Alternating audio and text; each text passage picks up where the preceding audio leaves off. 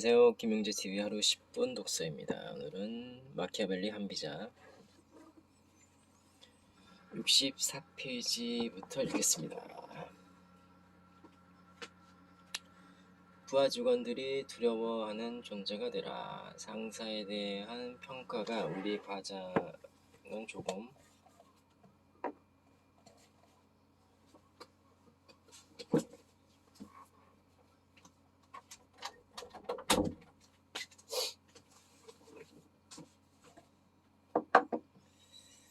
우유부단하지만 좋은 사람이지, 뒤처리가 조금 멍청하지만 그래도 열심히 하는 사람이야와 같은 평가가 있다면 그 사람의 앞날이 밝다고 할 수 없다. 반면 정말 싫지만 일하는 잘해. 악당이지만 어제도 역시 실적을 올렸더군과 같은 평판이 있다면 그 사람은 지금의 자리보다 더 위로 올라갈 수 있다. 인간은 악을 싫어하지만 악한 인물에 강하면은 두려움과 동경을 갖고 있다.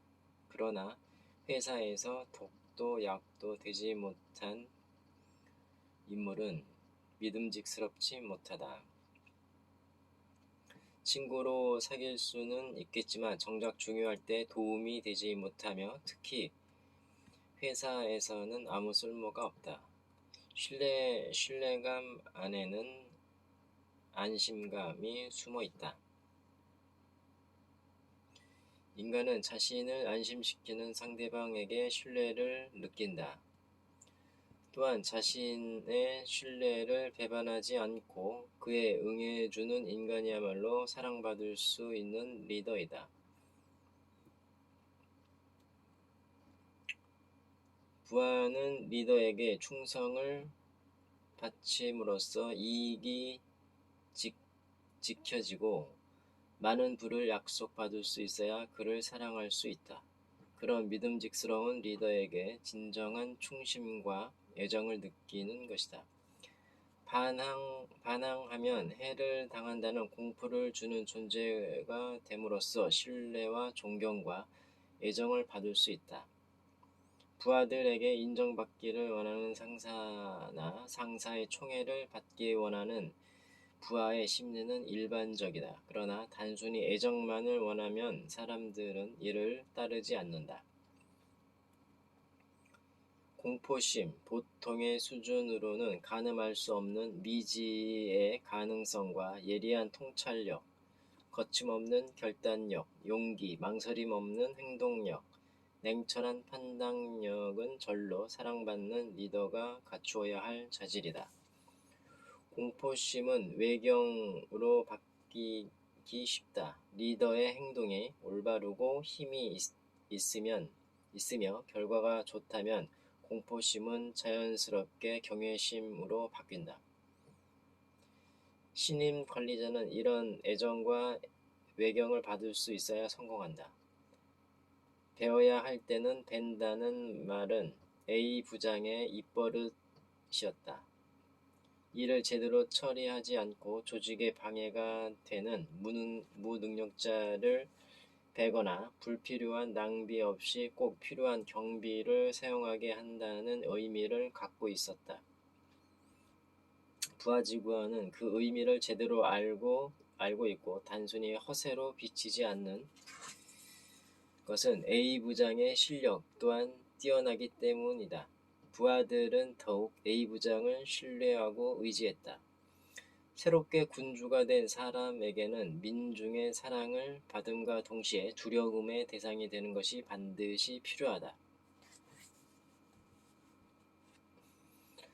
라이벌을 없애라. 좋은 경쟁자로서 서로에게 자극을 주고 격려해 준다는 것처럼 듣기 좋은 말은 없다. 그러나 서로를 자극하고 함양하는 일은 어느 정도 한계가 있다.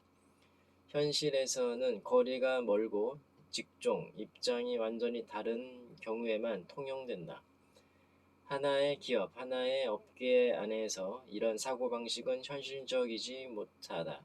하늘 아래 두 개의 태양이 없듯 라이벌이 건전한 경쟁으로 경쟁으로 서로의 향상을 도모하는 것은 아니란 이상이다. 사회는 치열한 경쟁 속에서 벌어지는 제로섬 게임이다. 내가 더 많은 파일을 가지면 상대방의 파일은 당연히 줄어든다. 상대방이 갖고 있는 파일가 많다는 것은 내가 가질 파일가 적다는 뜻이다. 재화와 권력은 한정되어 누릴 수 있는 사람은 적지만 가지고 싶은 사람은 많기 때문이다. 욕망을 갖고 있는 인간에게는 어쩔 수 없는 숙명이며 현실이다. 특히 회사에서는 올라갈 목표가 너무 많다. 직위가 낮은 샐러리맨은 동료나 부하를 이기고 중간 관리직으로 가고 싶어하고, 중간 관리직은 치고 올라오는 부하 직원들을 견제하며 임원의 자리를 노린다. 임원 역시 사장이 되고 싶어하고, 사장은 다른 기업을 삼켜 자신의 기업을 더 크게 하고자 한다. 같은 회사에서 무턱대고 격려해 주는 것은 위선이다.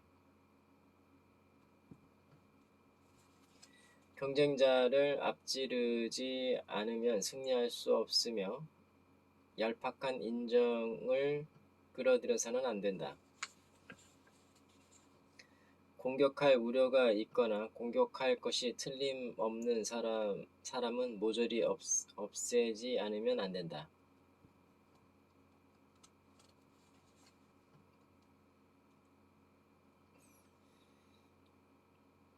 옛 제도는 과감히 고칠 수 있어야 한다. 옛 제도는 과감히 고칠 수 있어야 한다. 제1장의 구항에서 전술한 마키아벨리의 주장과 모순되는 것 같지만 핵심은 다른 곳에 있다. 기본적으로 조직은 보수적이라 변화를 좋아하지 않는다. 전술한 항은 변화에 있어 부하의 협조를 얻지 않고는 위험하다는 얘기이며, 여기에서는 불필요하며 불합리한 구제도를 합리적으로 과감하게 바꾸라는 주장이다. 개혁에서 오는 저항을 두려워해 불평불만을 만들어내는 방식을 그대로 답습해서는 안 된다는 뜻이다.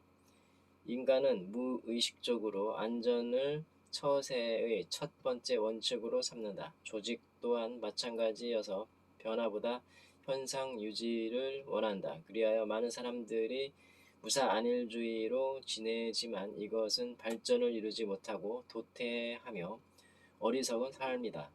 이런 상태에서 벗어나 조직 내의 혁신을 이루는 방법은 의외로 간단하다. 우선 부하가 갖고 있는 불만의 원인을 알아내고 새로운 방식으로 개혁하되 그 책임을 질 줄 알아야 한다. 과감한 용단 같지만 대단한 결의는 필요하지 않다. 시대의 변화에 따라 제도는 달라야 한다. 제도가 달라지지 않으면 시대의 결함은 그대로 드러난다.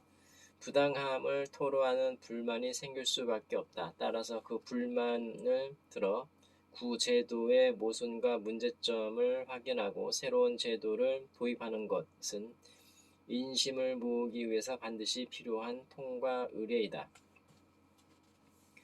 문제는 신제도가 보통 사람의 이해 범위를 넘지 않느냐의 여부이다. 우수한 제도여도 보통 사람이 이해하지 못할 정도로 이상이 원대한 것은 선구자의 비극, 즉 천재의 비극이다. 보통 사람들은 장기적으로 보기보다 가까운 미래만을 생각한다. 따라서 장기적 안목으로 세운 계획은 쉽게 이해받지 못할 수 있다. 역사 속 무수한 예가 이를 증명해준다.